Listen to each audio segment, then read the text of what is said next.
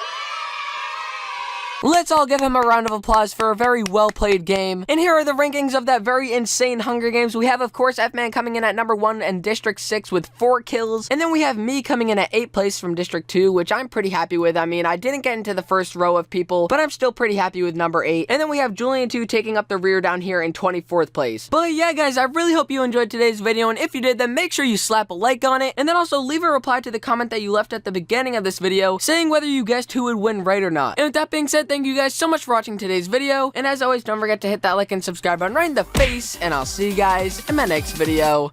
Peace out.